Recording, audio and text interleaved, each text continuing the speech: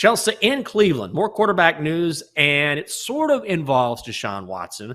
But according to Cleveland.com, if Deshaun Watson ends up getting suspended for more than 6 games, and we don't know if that's going to happen because his suspension is currently under appeal, but if that happens, because we know the NFL is pushing for a year, if we get some sort of resolution and it's more than 6 games, the Browns are apparently going to try or may look into acquiring Jimmy Garoppolo, Jimmy G. And we know he's making a ton of money this season. He's going to be the backup to Trey Lance.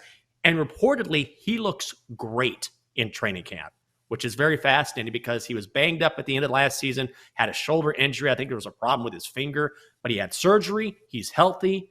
He looks great. And now the Browns may get Jimmy G, depending upon what happens to Deshaun Watson. At BetMGM, Browns odds are 14-1 to win the AFC, 25-1 to win the Super Bowl. They are third best to win the AFC North at 3-1 behind the Ravens and the Bengals. Does this change? Would it change your outlook on the Browns if for some reason they get Jimmy G to pick up the slack while Deshaun Watson is out?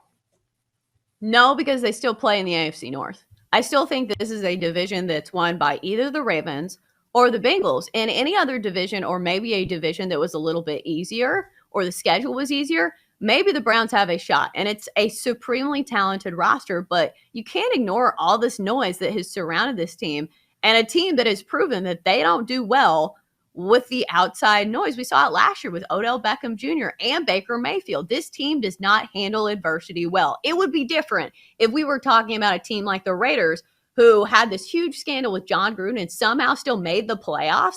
The Browns were not that. So I think given all of those circumstances, even if Jimmy G comes in and is a serviceable quarterback, which I will say they do have a good rush attack. They have one of the best offensive lines in the NFL. So they do have the talent. But how many times have we said that about Cleveland? This is a great team on paper. They should win the Super Bowl. They should do this. They should do that. But they just consistently are letting everybody down. So I'm not ready to believe in the Browns, no matter who the quarterback is. Yeah, I don't know.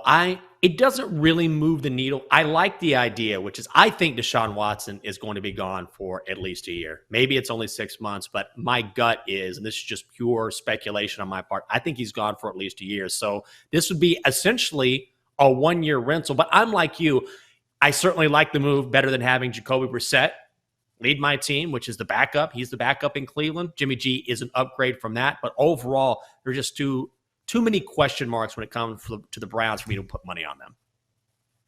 Yeah, me too. I think there are better bets on the board, and there are plenty of them over at BetMGM. You can bet on every single team, every single win total, and player props, and we've done just about all of them. Browns ain't one of my bets.